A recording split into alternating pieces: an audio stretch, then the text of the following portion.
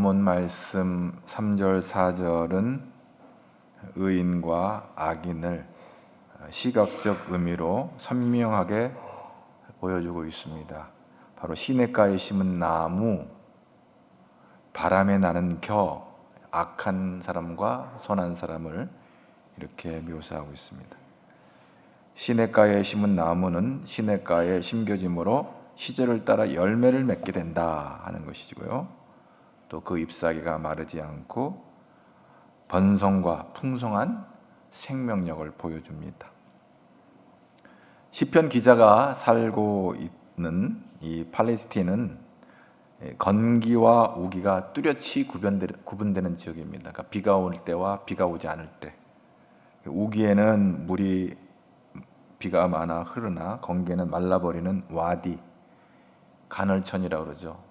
물이 흘러간 흔적만 남는 이런 천들. 비가 올 때는 시냇물이 흘러가다가 이제 건기 때는 바싹 말라버리는 거죠. 이런 상황 속에서 나무가 자라고 사철 푸르며 열매를 맺는다는 것은 특별한 은혜를 입어야 합니다. 이 시냇가에 해당하는 이 팔게마임은 물이 풍성하게 저장되어 있어서 항상 흐르는 인공적인 관계 수로를 가리킵니다. 그러니까 물을 공급받을 수 있는 나무는, 이런 물을 공급받을 수 있는 나무는 줄기차게 공급되는 물로 메마르는 법이 없는 것이죠. 그래서 그 행사가 다 형통하리로다. 옛날 고대 국가에서도 이 물을 잘 치수라고 하죠. 물을 잘 관리하는 거가 왕의 큰 일 중에 하나입니다. 왜냐하면 그게 농사와 관련되고 먹고 사는 문제와 연결되는 거기 때문에 물 관리를 잘해야 되는데, 이런 팔레스틴 땅 같은 경우는 물이 귀하다 보니까 이 물을 관계수로를 잘 해서 그 비가 올 때 빗물을 잘 받아가 이게 물을 잘 사용할 수 있다고 하는 것은 지혜가 필요합니다. 시냇가에 심은 나무라는 이 말은 나무 자체가 다른 누군가가 그 나무를 거기 심어야 하는 거예요. 심겨진 나무, 시냇가에 심겨진. 그리스도인이 되는 것도 마찬가지.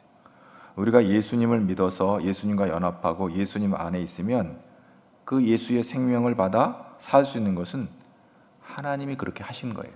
할렐루야. 오늘 이 시간에 하나님 앞에 나와 예배하는 것은 하나님이 여러분을 예배하기 신 줄로 믿습니다. 하나님 우리 마음을 감동하시고 우리를 인도하시는 거예요.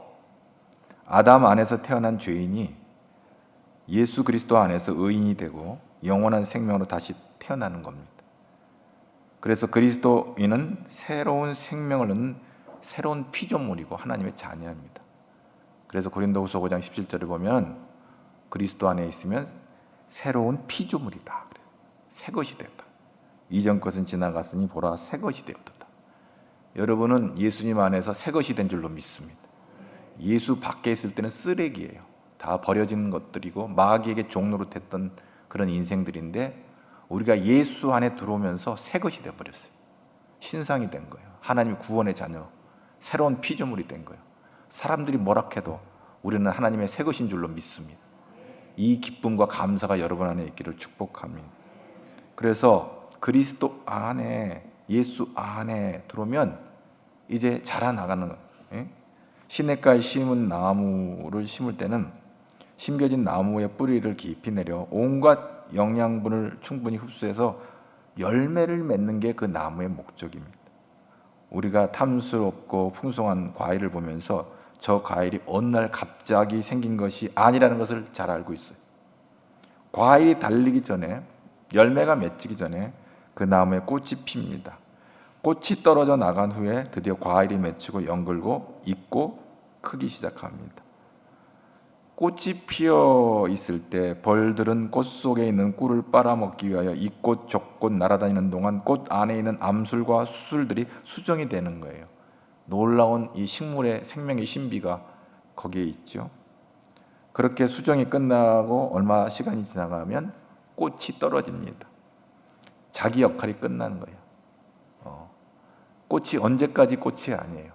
여러분 지난 봄에 3월, 4월, 5월 이렇게 쭉 지나가 보면 꽃이 피었다 졌다 피었다 졌다. 3월의 꽃, 4월의 꽃, 5월의 꽃, 개나리 진달래부터 피어서 목련, 장미까지 쭉 그 시절을 쫓아서 아름다운 꽃들을 폈다 졌다는 것을 보게 되어지는 것입니다. 그런데요, 가수원에 있는 농부들은 이제 과실을 맺는 이 꽃들이 있잖아요. 그 꽃이 떨어지는 것을 아쉬워하지 않아요. 왜? 꽃이 떨어져야 열매가 맺어지니까. 그 다음 시간은 열매가 주어지는 거기 때문에 그 열매를 바라보고 꽃이 떨어지는 것을 아쉬워하지 않아요. 꽃을 배경으로 사진을 찍는 남녀 청춘들은 꽃 떨어지는 것이 아쉽기는 하지만은 과수원 주인은 꽃이 떨어져야 열매가 맺어지기 때문에 꽃 떨어지는 것에 대한 안타까움이 없는 거예요. 그리스도인은 꽃과 같은 이 생의 자랑거리들에서 떨어져 나가야 주님께서 맺게 하시는 열매를 풍성하게 맺게 되는 겁니다. 요한일서 2장 15절에 보면 이런 말씀이에요. 세상에 있는 것들을 사랑하지 말라. 누구든지 세상을 사랑하면 아버지의 사랑이 거기에 있지 않다. 육신의 정욕과 안목의 정욕과 이생의 자랑, 이것은 다 아버지께로 온 것이 아니고 세상으로부터 온 것이다. 그래서 아주 기가 막힌 말을 하죠. 이 세상도 그 정욕도 지나간다. 사라진다. 꽃은 진다. 하무 11홍이라고 그랬잖아요. 아무리 아름다운 꽃도 11을 못 가는 거예요. 꽃 피면 지는 거예요. 인생도 마찬가지. 80년, 90년, 100년 사는 것 같아, 길게 사는 것 같아도 언젠가는 이 세상은 떠날 날이 오는 거예요. 세상, 정욕도 지나고 욕심도 언제까지 욕망이 있는 거 아니에요. 모든 것들이 소멸되어지고 사그러져 가는 거예요. 오직 하나님의 뜻을 행하는 자는 영원히 거하느니라. 아멘. 이 생에 대한 정욕과 자랑은 아버지께로부터 온 것이 아니라고 했습니다. 다 지나가고 만다는 것이. 그런데 세상적인 자랑거리들을 세상 사람들은 어떻게든지 많이 가지고 있기를 원합니다. 근데 이게 사실 잘못된 걸까요?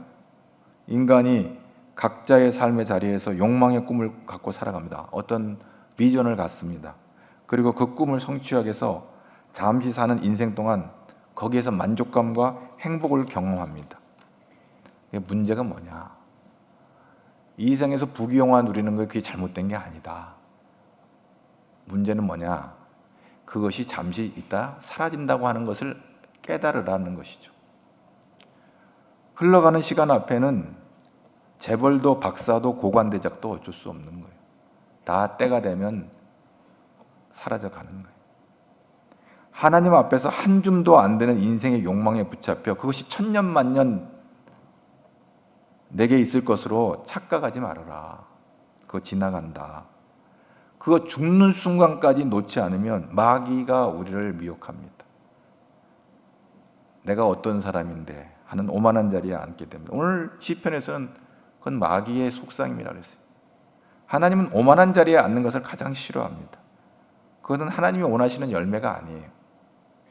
오늘 예수님 당시에 바리새인들과 서기관들이 굉장히 책망을 받았어요. 그들이 굉장히 교만했거든요. 오만한 사람들이었거든요. 마가복음 12장 38절을 한번 보겠습니다. 39절, 40절 다 같이 봅니다. 예수께서 마가복음 12장 38절, 39절, 40절 말씀입니다. 예수께서 가르치실 때에 이르시되 긴 옷을 입고 다니는 것과 시장에서 문안받는 것과 회당의 높은 자리와 잔치의 윗자리를 원하는 서기관들을 삼가라. 그들은 과부의 가산을 삼키며 외식으로 길게 기도하는 자니 그 받는 판결이 더욱 중하리. 이 바리새인과 서기관들은 예수님께 굉장히 책망을 받았어요. 창세기에 있는 뱀의 후손이 등장하잖아요. 창세기 3장에 독사의 자식들이라고 그랬어요. 이 바리새인과 서기관들. 표면적으로 보면 멋진 옷을 입고 지식도 많고 성경에 대한 지식도 있어서 하나님을 잘 섬기는 것 같고, 무식한 예수님의 제자들은 어부들로 꼬질꼬질하고 배운 것도 없고 참 많이 부실하고 부족해 보이는데 비교를 해서 바리새인과 서기관들은 독사의 자식들아, 너는 뱀의 후손이다, 너희들은 마귀의 후손이야. 이렇게 아주 격렬하게, 아주 정말 차갑게 바리새인과 서기관들의 위선을 아주 책망하는 것을 보게 되어집니다. 오늘 38절의 내용이 나오는데 그들이 자기들의 지위를 자랑하고 긴 옷을 입고 다녔다 그랬어요. 서기관들은 세마포로 된 통옷과 땅에까지 닿는 긴 두루마리를 입고 다녔는데 이게 비싼 의복입니다. 가난한 사람들은 함부로 사 입을 수 없는 옷들이에요. 근데 그 옷을 입는 건 뭐예요? 자기들의 지위와 권위를 자랑하는 겁니다. 요즘 현대인들에게 소위 명품 브랜드로 자신을 과시합니다. 저는 그런 생각을 해요. 연봉이 10억 되는 사람이 1,000만 원짜리 슈트, 멋진 슈트를 입는 거가 문제가 되겠습니까? 그건 하나 문제가 안 돼요. 월 100만 원 버는 사람이 남대문에서 10,000원짜리 셔츠를 입는 것이 부끄러운 일이 되겠습니까? 그건 문제가 되지 않아요. 근데 자기를 과시하고 드러내고 오만한 자리에 앉는 것, 교만한 자리에 앉는 것, 바로 그게 문제가 되는 거예요. 과시하는 것. 잠깐 있다 사라지고 와야 말 것들에 의해서 교만한 인생들. 예수님은 그걸 지적하는 거예요. 문제는 교만이 문제가 되는 거예요. 자기 형편 따라 살아가는 걸 뭐가 문제가 되겠어요. 그러나 그것을 교만한 마음을 갖고 살아갈 때 그것이 문제가 되는데, 특별히 바리새인과 서기관들이 그랬던 거예요. 시장 같은 사람들이 많은 곳에 다니면 문안받는 것을 좋아해요. 나 중요한 사람이라는 걸 인정받고 싶어요. 인정받지 못하면 견디지를 못하는 거예요. 또 회당이나 잔치집에 가면 언제나 상석에 앉기를 좋아해요. 내가 너희들보다 나은 사람이야. 그들은 하나님을 높이고 다른 사람을 높이기보다는 자신을 높이는 데 더 급급하여 하나님이 허락하시는 내세의 영원한 영광을 추구하기보다는 현재의 시리와 타인들로부터의 주목과 평가에 아주 민감했던 사람들이에요. 그리고 더 역겨운 것은 오늘 마가복음 12장 40절 말씀을 다 같이 보겠습니다. 그들은 마가복음 12장 40절, 가부의 가산을 삼키며 외식으로 길게 기도하는 자니 그 받는 판결이 더욱 좋다. 과부의 가산이라고 하면 뭐예요? 힘없는 사람의 재물을 빼앗는 거예요. 힘없는 사람들의 재물을 빼앗는. 그리고 뭐라고 그랬죠? 외식으로 길게 기도했다. 외식이라는 건 뭐예요? 속은 시커먼데 보여지는 거에 민감하죠. 왜 길게 기도할까요? 나는 자기의 신앙을 자랑하는 거죠. 길게 기도하면 뭐예요? 자기의 지식을 자랑하나요? 자기의 신앙을 자랑하나요? 나는 하나님을 잘 믿는 사람이야. 길게 기도하면 그렇게 여겨주나요? 외식으로 길게 기도했다. 근데 성경은 마태복음 6장 5절에 어떻게 기도하라고 그랬는지요? 다 같이 볼까요? 또 너희는 그들 할 때 외식하는 자와 같이 하지 마. 그들은 사람에게 보이려고 회당과 큰 거리 어귀에 서서 기도하기를 좋아하느니라. 내가 진실로 너희에게 이르노니 그들은 자기 상을 나 예수 잘 믿는 사람이야, 나 하나님 잘 믿는 사람이야 하고 자랑하고 드러내기를 좋아한다. 외식하는 자와 같이 그렇게 기도하지 말라. 사람에게 보이려는 외식이란 건 사람에게 보이려. 나 하나님 잘 믿는 사람이야. 사람에게 보이려고 그렇게 하지 마라. 그럼 어떻게 기도하? 7절 말씀. 마태복음 6장 7절 어떻게 보랬어요? 시작. 너 또 기도할 때 이방인과 같이 중언부언하지 마. 그들은 말을 많이 하여야 들으실 줄 생각. 중언부언하니까 길어지는 거예요. 핵심을 찌르는 얘기를 해야지. 중언부언 말을 많이 해야 들으실 줄 안다.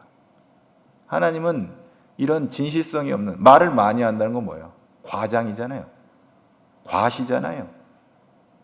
자기 지식을 나열하고 자기 신앙을 자랑하는 그런 기도는 하나님 앞에 합당치 못한 거예요. 참고로 말씀드리자면 오늘 대표기도 잘 하셨는데 대표기도는 짧게 하는 게 좋습니다. 회개하고 교회를 위해서 나라를 위해서 또 오늘 은혜 받기 위해서 기도하면 되는 거예요. 그게 핵심이에요. 나는 잘하는데 한국교회 문제 있다? 나라가 곧 망할 것 같다? 걱정되면 우리나라가 잘 되기 위해서 기도하면 됩니다. 우리나라가, 교회가 잘 되기 위해서 기도합니다. 우리나라 정치인 공무원들 중에 훌륭한 사람들 많습니다. 정말 이름 없이 빚도 없이 열심히 일하는 공무원들. 그런데 혹 상식밖의 정치 지도자들로 인해 눈살을 찌푸리는 일들도 많아요. 그것 때문에 안타까워서 기도하는 분들이 더러 많이 있는데, 그런데 우리가 뭐 기도 안 하면 나라 망하는 건 아니에요. 하나님이 이 나라, 이 민족을 인도하실 줄로 믿습니다. 우리가 기도 안 한다고 교회 망하는 거 아니에요. 그러면 어떤 기도를 해야 되나요? 진실되게 나라와 교회를 위해서 잘 되기 위해서 기도하면 됩니다. 할렐루야. 그 이상 그 이하도 아니에요. 바리새인과 서기관들은 중언부언, 자기 자랑, 말을 많이 해야 하나님 들으실 줄 알아요.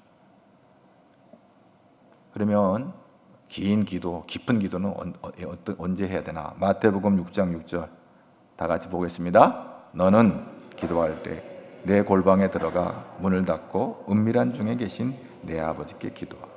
은밀한 중에 보시는 내 아버지. 사람에게 보이려고 기도하지 말고 하나님 앞에서 기도해라. 하나님 앞에서 깊은 기도를 드려라. 1시간을 드리든 10시간을 드리든 하나님 앞에서 드리는 기도는, 내가 1시간씩 기도하는 사람이야, 내가 새벽 기도하는 사람이야, 자랑하지 마라. 여러분,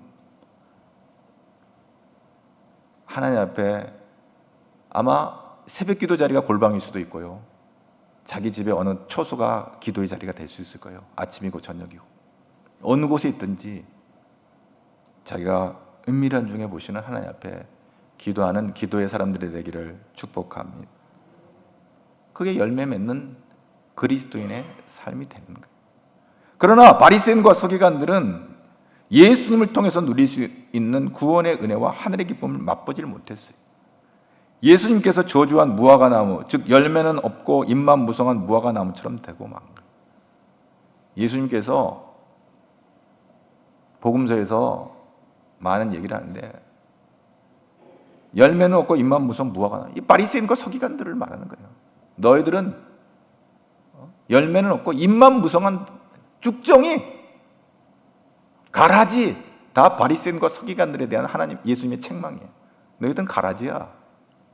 너희들은 쭉정이야. 꽃이 떨어지고 열매를 맺는 것은 모든 피조물에게 허락하신 하나님의 법칙입니다. 모든 자연은 이 법칙에 순응하지만 이 법칙을 거부하는 피조물은 죄로 타락한 인생들이에요. 하나님은 열매를 맺기 위해 꽃을 떨어뜨리도록 하는 도구를 우리에게 주십니다. 그것이 바로 또 고난이나 시련일 수가 있어요. 때로 예수 믿는 사람들에게 닥쳐오는 고난과 시련은 이 생의 자랑거리를 던져버리기 위해 주신 하나님의 역설적 선물일 수도 있어요. 베드로전서 5장 10절 한번 볼까요? 다 같이 봅니다. 모든 은혜의 하나님 곧 그리스도 안에서 너희를 부르사 자기의 영원한 영광에 들어가게 하시니가 잠깐 고난당한 너희를 친히 온전하게 하시며 굳건하게 하시며 강하게 하시며 털을 견고하게 하시며, 고난이 잠깐 고난을 당한 너희를 굳게 하신다, 온전하게 하신다, 강하게 하신다는 거예요. 이런 하나님의 뜻을 이해하는 성도들은 야고보서에서 기록한 야고보서 1장 2절 3절 4절을 아주 잘 이해하게 될 겁니다. 한번 볼까요? 내 형제들아 너희가 여러 가지 시험을 당하거든 온전히 기쁘게 여기라. 이는 너의 믿음의 시련이 인내를 만들어내는 줄을 너희가 알며 인내를 온전히 이루라. 이는 너희로 온전하고 구비하여 조금도 부족함이 없게 하려 함이라. 아멘. 학생들이 시험 보기 싫지만 시험을 잘 보면 실력이 올라가는 거예요. 우리 신앙생활도 마찬가지. 믿음의 시련이 우리를 인내를 만들고 이 아름다운 열매를 통해서 예수 잘 믿게 하는 거예요. 이 인내를 온전히 이룰 때 우리를 온전하고 구비하여 조금도 부족함이 없는 성숙한 그리스도인으로 우리가 성장하게 되는 것입니다. 이것을 이해하지 못하는 사람들은 자기에게 고난이나 시련이 오면 낙심합니다. 왜 사랑의 하나님께서 나에게 이런 시련을 주시는지 모르겠다 하고 원망과 불평합니다. 어저께까지 멀쩡해 중소기업의 사장이 부도를 맞아가지고 사장 자리에서 떨어져 나가지고 노숙자가 되면 왜 하나님 나를 이렇게 망하게 하셨지? 슬픈 거죠. 원망도 나올 수 있어요. 불평도 나올 수 있어요. 열매를 맺어야 될 시기에 아직도 꽃이 떨어지지 않고 자리를 차지하고 있으면 열매 맺기 어려워요. 복을 받아야 될 시기에 아직도 세상 자랑거리에 취해 있으면 맺어야 될 열매를 맺지 못하는 재난이 임하는 거예요. 고난이나 시련이 오거든 적극적인 자세로 내가 버려야 될 것이 무엇인지를 살펴보고 아까워하지 말고 과감히 포기하고 주님을 더 붙잡을 수 있기를 바랍니다. 하나님께서 책임져 주실 줄로 믿습니다. 나를 내려놓고 주님을 붙잡으면 하나님 책임져 주실 줄로 믿습니다. 회개는 뭐예요? 나를 포기하는 거예요. 나를 버리는 거예요. 그게 회개예요. 그리고 주님 붙잡는 거예요. 그러면 살아요. 할렐루야.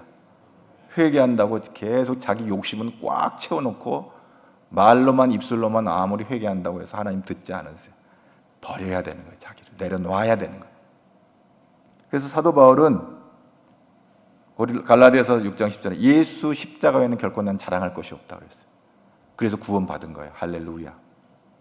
아무리 부귀영화 누린들 그게 무슨 의미가 있어요? 그것은 다 지옥불로 함께 가는 것이.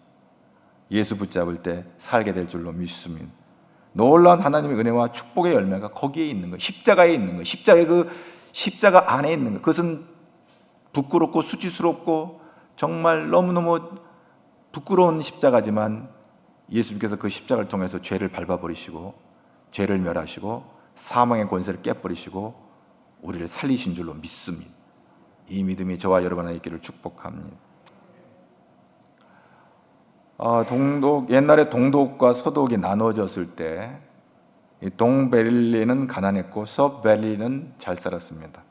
그래서 동베를린 사람들은 가난하니까 너무 화가 나는 거예요. 물론 체제가 문제가 됐죠. 하나는 공산사회고 하나는 민주사회다 보니까 이제 그런 체제에서 오는 체제 경쟁에서 이제 밀린 거죠. 그런데 재밌는 얘기인데 쓰레기를 한 트럭 갖다가 서베를린에 갖다 부어버렸어요. 오물을 갖다가 그냥 서베를린 어느 마을에다가 다 쏟아요. 열받아가지고 서베를린 마을 사람들이 모여서 회의를 했어요. 우리도 저 동베를린 마을에다가 쓰레기를 갖다 부어버리자. 그러니까 그 중에 어떤 사람이 그래요. 아니다. 저들은 먹을 것이 없으니까 우리가 먹을 것을 부어주자. 그래서 그 식료품 캔을 한 트럭의 캔을 트럭에다가 그냥 한 트럭에 가다가 그 마을에다 쏟아 부어줬어요. 그리고 그 앞에다가 팻말을 간단하게 붙여서 사람들은 누구나 가진 것을 준다. 쓰레기를 가졌으면 쓰레기를 주고 음식을 가졌으면 음식을 주는 거예요. 문제는 세상이 아니라 내가 문제, 내 안에 뭐가 있느냐가 문제. 내가 사랑을 가지고 있으면 사랑을 주는 거예요. 내가 물질이 있으면 물질을 주고 지혜를 가지고 있으면 지혜를 줄 수 있고 지식을 가지고 있으면 지식을 줄 수 있고 우리에게 믿음이 있어야 믿음을 전하는 줄로 믿습니다. 내가 내 안에 예수 믿는 믿음이 없는데 어떻게 전도를 하겠어요? 교회 생활을 가장 잘하는 사람 누구나 은혜를 받는 사람. 은혜가 뭐예요? 내가 노력하지 않았는데 내가 힘쓰지도 않았는데 나에게 큰 복이 된 것은 이건 은혜예요. 그 은혜를 가만히 생각하면 이건 내 거가 아니라는 걸 알게 돼요. 내 거가 아니면 뭐예요? 하나님이 주신 거예요. 그 하나님 주신 것이라고 생각할 때는 우리는 항송한 마음으로 나누게 되는 거예요. 잘난 지능이나 탤런트나 외모나 재물이나 자기 학벌이나 자기 사업이나 잘되는 비즈니스나 이 모든 것들이 하나님이 내게 주신 은혜라고 생각되어지면 이건 나의 것만이 아니라 나의 이웃을 향하여 베풀 수 있고 나눌 수 있는 거예요. 내 거라고 생각하면 인색한 사람들은 나누질 못해요. 청렴한 사람인가요? 긍정적으로 말해서 자기 자신에게도 청렴하고 인색한 사람도 있어요. 네거티브하게 얘기해. 아주 인색한, 자기한테도 인색하고 이웃에게도 인색한. 그거 다 갖다가 어디다 쓰고 가려고 하는지 모르겠어요. 여러분, 다 놓고 갈 때가 와요. 베풀 수 있을 때 베풀기를 바랍니다. 옆 사람에게 인사하며 베풀 수 있을 때 베풉시다. 그것도 당당한 마음으로 아니라 황송한 마음으로. 하나님 내게 주신 이 귀한 것들을 내가 베풀 수 있으니 나에게 이런 베풀 수 있는 은혜를 주신 것을 황송한 마음으로 베풀 수 있기를 바랍니다. 거만한 마음으로 어깨에 가오잡고 내가 말이야 너보다 낫다라고 생각하면서 어깨에 으쓱거리면서 베풀지 말고 고개를 숙이고 어깨를 숙이고 더 겸손한 마음으로 베풀 수 있기를 축복합니다. 요한복음 12장 24절 말씀을 다 같이 함께 보도록 하겠습니다. 내가 진실로 진실로 너에게 이르노니 한 알의 밀알이 땅에 떨어져 죽지 아니하면 한 알 그대로 있고 죽으면 많은 한 알의 밀알이 죽으면 많은 열매를. 이런 밀알 성도가 많은 교회가 부흥될 줄로 믿습니다. 밀알 집사가 있어야 돼요. 밀알 권사, 밀알 장로가 있을 때 우리 교회는 부흥이 될 줄로 믿습니다. 꽃집사, 꽃장로, 꽃권사가 아니에요. 사람들 앞에 인정받고 좋아 보이고 칭찬받고 자랑거리 있을 만한 거 그것에 취해서 있는 그런 집자가 아니라 이름 없이 빚도 없이 죽었는지 살았는지 하늘의 밀알이 땅에 떨어져 죽지 않으면 하늘 그대로 있고 죽으면 많은 열매를 맺느니라. 아멘. 사람들은 떠나보면 그 사람의 자취를 아는 거예요. 있을 때는 몰라요. 진짜 우리 교회에 중요한 사람들은 있을 때는 그 사람이 그렇게 중요한 사람인지를 몰라요. 떠나면 그 사람이 굉장히 중요한 우리 교회에 큰 일을 한 사람인 것을 비어야만이 아는 거예요. 그래서 어떤 장례는 아주 좀 더 살지 하는 그런 장례가 있는가 하면 잘 갔어 하는 장례도 있는 거예요. 여러분 하나님 앞에 인정받는 저와 여러분 되기를 축복합니다. 그런데 오늘 4절에 등장하는 아주 4절 말씀을 우리 다 같이 한번 읽어볼까요? 악인들은 그렇지 아니하며 오직 바람에 나는 겨와 같다. 겨는 모양은 무슨 알곡이 모양인데 내용이 없어요. 그러니까 버려지는 거예요. 이걸 악인이라고 그랬어요. 시냇가에 심기운 나무는 잎이 항상 푸르고 때마다 열매를 맺을 뿐 아니라 그 뿌리를 땅속에 깊이 내리고 때문에 바람이 불어도 넘어지지 않는데 이에 반해 겨는 산들바람과 같이 약한 바람만 불어도 견디지 못하고 날아가 버리는 거예요. 겨에 해당하는 이 모추라고 하는 이 히브리어로 모추는 구약 성경의 대부분 바람에 힘없이 이리저리 날리는 쭉정이를 표현할 때 모추, 이 겨라고 표현합니다. 겨는 하나님에 의해서 가치 없는 자로 판명되어 버림받은 사람들을 상징할 때 그렇게 사용합니다. 세례 요한에 따르면 쭉정이는 심판의 날에 꺼지지 않는 불 속에 들어간다. 심판을 말하고 있어요. 이런 겨와 같은 악인들도 삶에서 하나님께서 원하시는 열매를 전혀 맺지 못하는 까닭에 최후의 심판의 날에 꺼지지 않는 불에 들어간 심판을 당하는 것으로 끝이 나는 거예요. 겨는 생명이 없어요.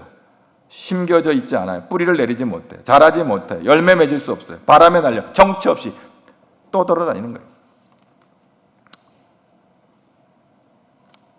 에레미야 17장 13절 말씀 우리 한번 다 같이 보도록 하겠습니다. 이스라엘의 소망이신 여호와여 무릇 주를 버리는 자는 다 수치를 당할 것 무릇 여호와를 떠나는 자는 흙에 기록되오리 이는 생수의 근원이신 여호와를 버림이라. 주를 버리는 자 여호와를 떠나는 자 머츠 쭉정이가 돼버리는 겨 열매를 맺을 수가 없어요. 왜 그래요? 에레미야 17장 5절 한번 볼까요? 시작. 이와 같이 말씀하시오. 무릇 사람을 믿으며 육신으로 그의 힘을 삼고 마음이 여호와께로 떠난 그 사람은 저주를 받을 것. 무릇 사람을 믿으며 말씀 중심 하나님 중심이 아니고 관계 중심 사람 중심이에요. 사람을 의지하는 거예요. 우상을 의지하는 거예요. 하나님을 의지하지 않냐고. 사람이 우상이 되는 거예요.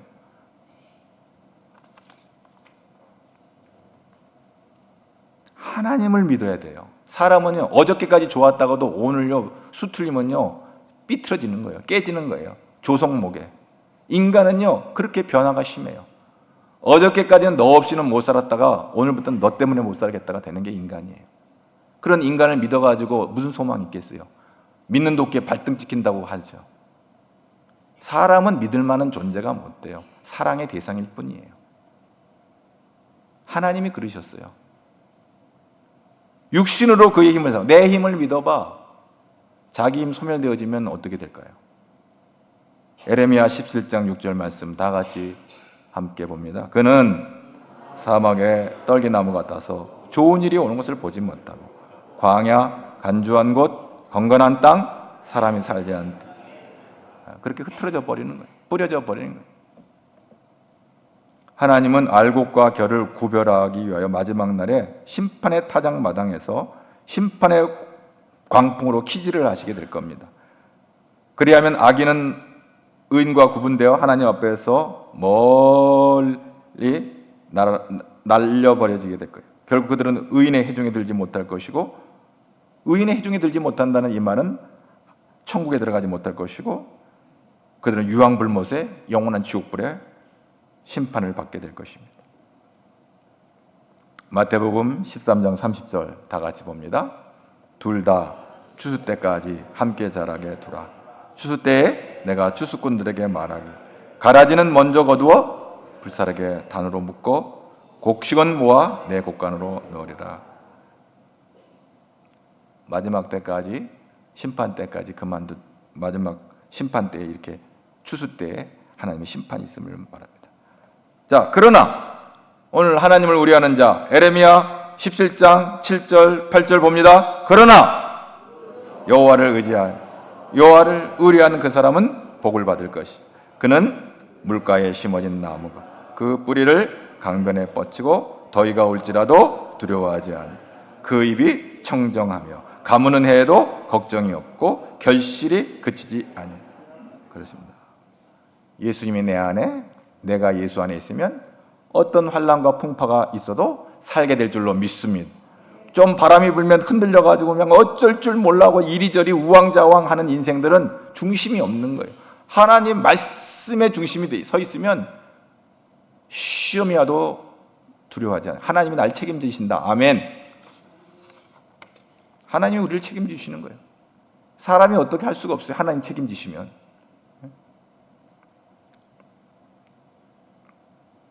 시편 92편 14절 15절을 또 한번 보겠습니다. 그는 시편 92편 14절 15절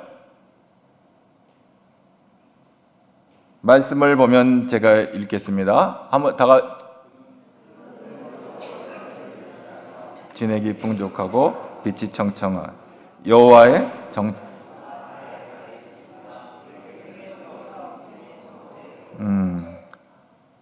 늙어도 이렇게 늙으면 되는 거예요. 청청하다면 청청하다.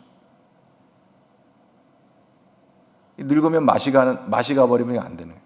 청정, 여기 뭐 여전히 결실해 진액이 풍족하고 빛이 청정하니 여호와의 정직하심과 나의 바위 되심과 그에게 불의가 없음을 선포드려.